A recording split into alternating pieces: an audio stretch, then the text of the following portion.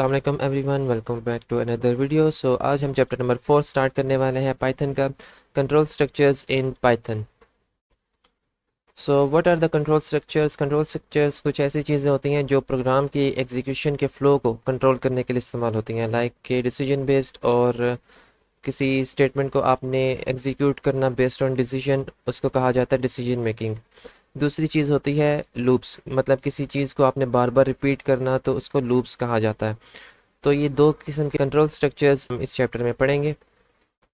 In the programming, we often need to control the flow of our program based on different conditions or repeat a certain actions multiple times. This is where control structures comes to play. तो ये इसकी definition है. Control structures are essential because अब ये ज़रूरी क्यों हैं?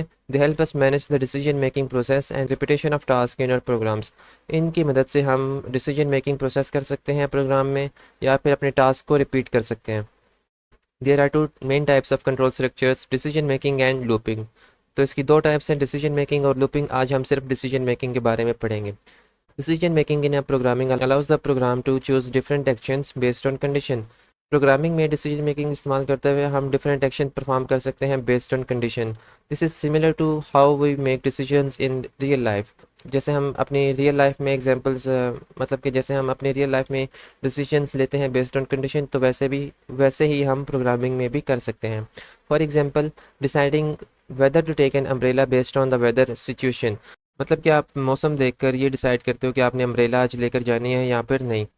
Python provide variety of conditional statements to implement decision making. जो पाइथन है वो आपको बहुत सारे कंडीशनल स्टेटमेंट्स प्रोवाइड करता है। वैरायटी मतलब कि कई सारी कंडीशनल स्टेटमेंट्स प्रोवाइड करता है। अच्छा, सबसे पहले हमारे पास है if statement. The if statement let us make decision based on condition. If the condition is true, it runs a block of code. हमारे पास इफ स्टेटमेंट आती है जिसमें हम कंडीशन की बेस पे कोई एक्शन परफॉर्म करते हैं। अगर तो कंडीशन ट्रू होगी तो वो कोड रन हो जाएगा, जो भी आपका ब्लॉक ऑफ कोड होगा। In Python, indentation defines the structure, block और scope of your code. Indentation कहा जाता है जो कि कोड के शुरू में कुछ एक्स्ट्रा स्पेस होती है, जैसे कि आप यहाँ पे नीचे देख सकते हैं, उसको इंडेंटेशन कहा जाता है। और इससे ये पता चलता है कि यहाँ पर एक स्ट्रक्चर है आपके प्रोग्राम का, मतलब कि अगर ऊपर आपने कंडीशन लिखी है तो नीचे हम ऐसे लिखते हैं कि शुरू में कुछ स्पेसेस दे के कोड को हम थोड़ा आगे करके लिखते हैं, तो इसको इंडेंटेशन कहा जाता है। और या फिर ये आपके ब्लॉक ऑफ कोड है, इफ कंडीशन के साथ एसोसिएट हो जाएगा। In Python proper indentation is mandatory. Python के अंदर प्रॉपर इंडेंटेशन बहुत ज़रूरी है, ठीक है, आप लोगों ने ये मस्ट इस्तेमाल करनी है। इनकरेक्ट इंडेंटेशन में cause error in your code. Indentation error, अगर आप इंडेंटेशन फॉलो नहीं करते, फर्ज करें आप इस कोड को शुरू में लिख देते हो लाइन के बिल्कुल नीचे, तो आपके प्रोग्राम में एरर आ सकती है जिसको इंडेंटेशन एरर कहा जाता है। अच्छा, नेक्स्ट हमारे पास है सिंटैक्स ऑफ इफ स्टेटमेंट। तो इफ़ स्टेटमेंट हम कैसे लिखते हैं? सबसे पहले आपने कीवर्ड यूज़ करना है इफ़, उसके बाद आप लिखते हैं condition. For example, A is greater than B. लेकिन अब हमने ए और बी की वैल्यू नहीं डिफाइन की हुई, तो हम पहले उनको डिफाइन कर लेते हैं। A is equal to 5, B is equal to 10। So अगर ये कंडीशन ट्रू होगी, ठीक है, तो अब हमने यहाँ पे टैब दबाकर इंडेंटेशन आप यहाँ पे ऐड कर सकते हैं। तो नीचे स्टेटमेंट लिखता हूँ, प्रिंट ट्रू। अगर ए ग्रेटर देन बी है तो हम क्या करेंगे, आपकी अगर ये स्टेटमेंट ट्रू हुई तो आपके नीचे जो आंसर है वो ट्रू आ जाएगा। इसको रन करके देखते हैं। अगर ये कंडीशन फॉल्स होगी तो हमारे पास कोई भी आउटपुट नहीं आएगी। प्रोग्राम रन हो चुका है लेकिन हमारे पास कोई भी आउटपुट नहीं आई। तो ये है इफ स्टेटमेंट। अगर कंडीशन ट्रू है तो आपके पास आंसर आएगा, अगर कंडीशन फॉल्स होती है तो हमारे पास आंसर नहीं आएगा। अगर मैं इसको चेंज करके लेस देन कर दूं, if A is less than B, अब चेक करते हैं इसका आंसर क्या आता है। ट्रू, ठीक है, हमारे पास अब आउटपुट आ चुकी है ट्रू। सो इफ स्टेटमेंट में एक कंडीशन होती है, उसके साथ एक कोड एसोसिएट नीचे किया जाता है। कंडीशन अगर ट्रू होगी तो कोड चलेगा, अदरवाइज कुछ भी नहीं होगा। अच्छा, इंडेंटेशन एरर अभी हम चेक कर लेते हैं कि इंडेंटेशन एरर काम कैसे करती है। यहाँ पर आप स्पेसेस देख रहे हैं। फर्ज करें अगर मैं ये स्पेस रिमूव कर देता हूँ और प्रोग्राम को रन करता हूँ, तो ये देखिए हमारे पास एरर आई है, इंडेंटेशन एरर। यहाँ पे जो है एक ब्लॉक ऑफ कोड आना चाहिए था, जो कि हम इंडेंटेशन से डिफाइन करते हैं, ठीक है। ऐसे स्पेस देकर आप इसको डिफाइन करते हैं कि ये इफ़ स्टेटमेंट के साथ एसोसिएटेड है। अब हमने दोबारा प्रोग्राम रन किया तो हमारी वो एरर रिमूव हो चुकी है। तो प्रॉपर इंडेंटेशन पाइथन के अंदर बहुत ज़रूरी है। अच्छा जी, नेक्स्ट हमारे पास एग्जांपल है, temperature is equal to 35।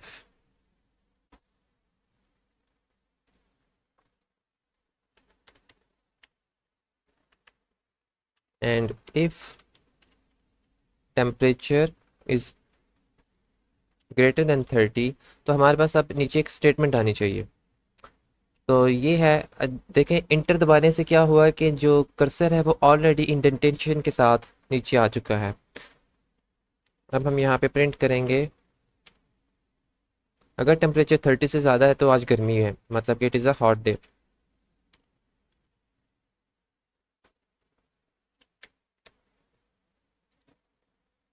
It is a hot day, ठीक है। तो ये है इफ स्टेटमेंट। नेक्स्ट है हमारे पास इफ एल्स। इसमें if statement as it is ही है, लेकिन एल्स में क्या होता है कि हमारे पास एक और स्टेटमेंट आ जाती है। अगर कंडीशन फॉल्स हो तो तब फिर कोई दूसरा कोड चलता है, वो हम एल्स कोड के साथ, एल्स स्टेटमेंट के साथ एसोसिएट करते हैं। तो यहाँ पर हम लिखेंगे एल्स और कॉलन, उसके बाद जो है नीचे हम कोड लिखेंगे। अगर ये कंडीशन फॉल्स होगी तो क्या होगा, it is not a hot day. हम एक प्रिंट स्टेटमेंट लिख देते हैं यहाँ पे।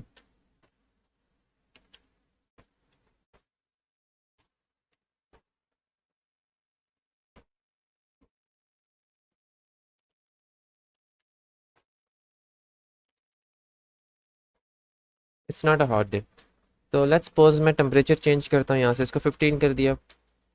तब आपके पास जो आउटपुट आएगी, अब ये कंडीशन फॉल्स हो चुकी है, यहाँ पे कंडीशन चेक की जाती है टेम्परेचर इज़ ग्रेटर देन 30। ये कंडीशन फेल हो चुकी है क्योंकि 15 30 से ग्रेटर नहीं है, तो ये वाली स्टेटमेंट आपकी एग्जीक्यूट नहीं होगी।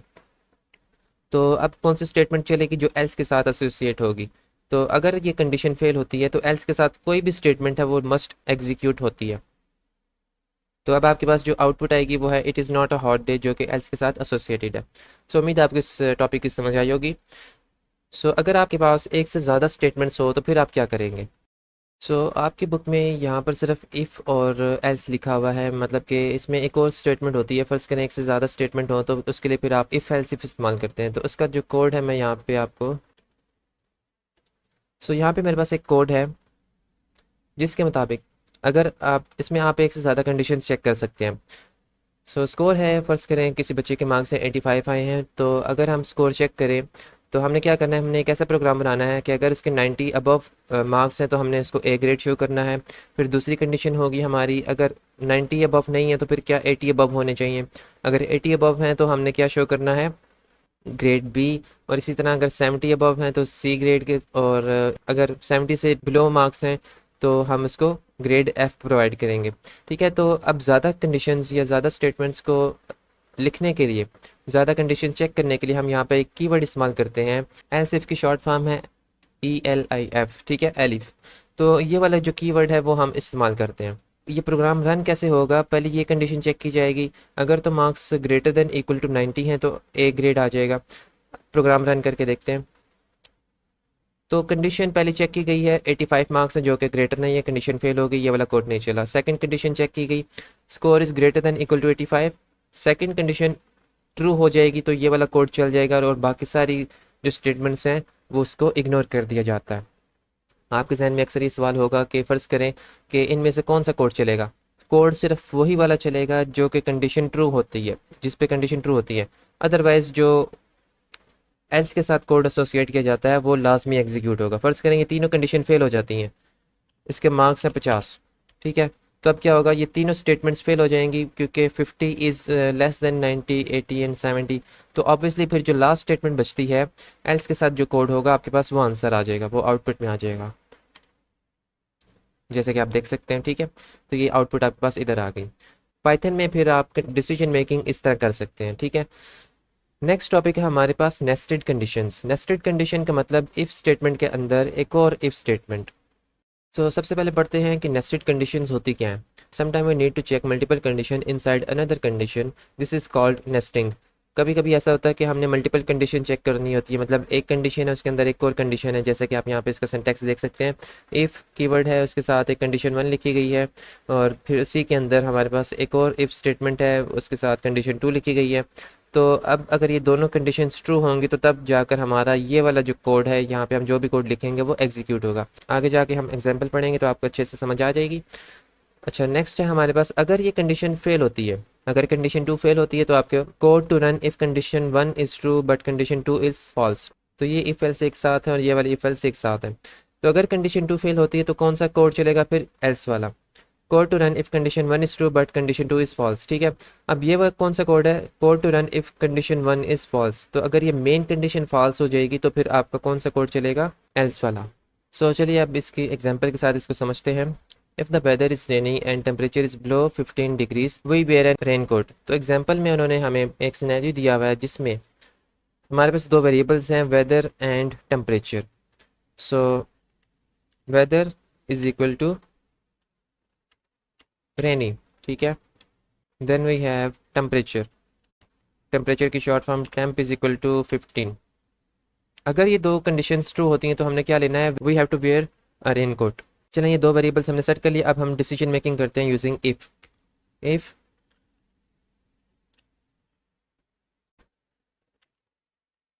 If weather is equal to, यहाँ पे डबल कंडीशन, ये डबल इक्वल लिखा हुआ है, रेनी, ठीक है।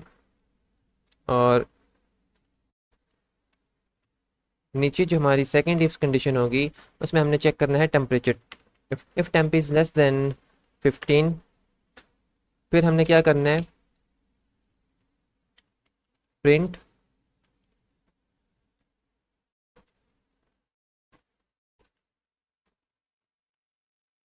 Where a rain coat. तो अगर बारिश का मौसम है, टेम्परेचर 15 से कम है, तो फिर आपने क्या करना है कि रेनकोट पहनना है। अदरवाइज आप क्या करोगे? एल्स अगर सिर्फ मौसम रेनी है तो फिर आपने करना क्या है? टेम्परेचर बेशक आपका 15 अबव है तो आपने क्या लेनी है? अम्ब्रेला। तो यहाँ पे हम लिखेंगे take an umbrella. So let's suppose temperature हमारे पास 12 डिग्री। तो अब हम इस प्रोग्राम को टेस्ट करते हैं और वेदर है रेनी, ठीक है।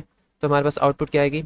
वेयर अ रेन कोट, ठीक है। टेम्परेचर 15 से कम है और बारिश का मौसम है तो आपने रेन कोट पहन के जाना है बाहर, ठीक है। अगर आपका टेम्परेचर लेट्स सपोज 20 है, गर्मी है थोड़ी ज़्यादा, तो फिर आप क्या करेंगे?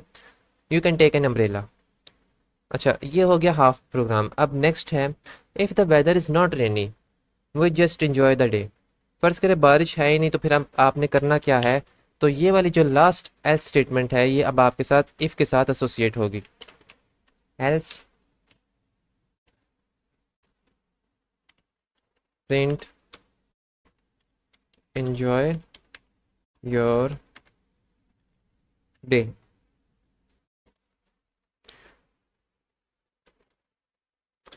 अभी आपके पास वेदर है, रेनी है, ठीक है। अब फर्ज करें मैं यहाँ पे लिख देता हूँ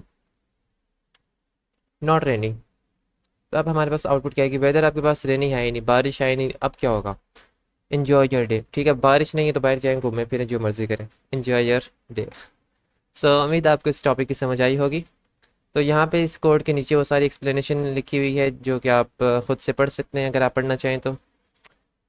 सो सिंपल सा प्रोग्राम है, दो वेरिएबल्स हैं, वेदर इज़ इक्वल टू रेनी और नॉट रेनी, और दूसरा जो टेम्परेचर आपके पास 20 है या फिर इससे लेस हो सकता है। तो फ़र्ज़ करें इसको मैं चेंज कर देता हूँ, टेम्परेचर आपका कर देता हूँ 10। तो अब आपके पास आउटपुट क्या आएगी? बारिश का मौसम भी है, टेम्परेचर आपका 15 डिग्री से कम है, तो अब आपने रेन कोट पहनना है, वेयर अ रेन कोट, ठीक है। सो आज के लिए इतना ही। उम्मीद आपको इस टॉपिक के अच्छे से समझ आई होगी। सो आपने करना क्या है कि आज आपने इन सारी डेफिनेशंस करनी है। ये है कंट्रोल स्ट्रक्चर की डेफिनेशन। उसके बाद कंट्रोल स्ट्रक्चर्स क्यों ज़रूरी हैं, वाई दे आर एसेंशियल। तो ये आपके पास सेकंड क्वेश्चन बनता है और इसकी 2 टाइप्स हैं, डिसीजन मेकिंग एंड लूपिंग। तो डिसीजन मेकिंग सबसे पहले हमारे पास आता है। तो डिसीजन मेकिंग की डेफिनेशन होगी, इसके बाद जो है इसमें आपके पास 2 टाइप्स है, इफ़ स्टेटमेंट और इफ़ एल्स स्टेटमेंट। तो ये पूरे पूरे आपने करने हैं विद डेफिनेशन एंड सिंटैक्स। तो डेफिनेशन और सिंटैक्स बहुत ज़रूरी है। ये इसका सिंटैक्स है, मतलब इसको कैसे लिखा जाता है। तो साथ इसकी एग्जांपल भी है, एग्जांपल आप लोगों ने प्रैक्टिकली सॉल्व करनी है गूगल क्लैप के ऊपर। फिर है हमारे पास if else statement. If else statement की आपने डेफिनेशन करनी है विद सिंटैक्स। ये 2 चीज़ें मस्ट हैं, डेफिनेशन और सिंटैक्स आप लोगों ने लाजमी करना है, और एग्जांपल्स जो हैं आपने गूगल क्लैप के ऊपर टेस्ट करनी है खुद से। फिर नेस्टेड कंडीशन क्या होती हैं, उसकी डेफिनेशन है विद सिंटैक्स। तो ये सारी चीज़ें आप लोगों ने करनी है, और बाकी जितने भी प्रोग्राम्स हैं वो आप लोगों ने गूगल क्लैप के ऊपर रन करके प्रैक्टिस करनी है। सो उम्मीद है आपको आज के टॉपिक समझ आई होगी। मिलते हैं अगली वीडियो में। Until then stay blessed and अल्लाह हाफिज़।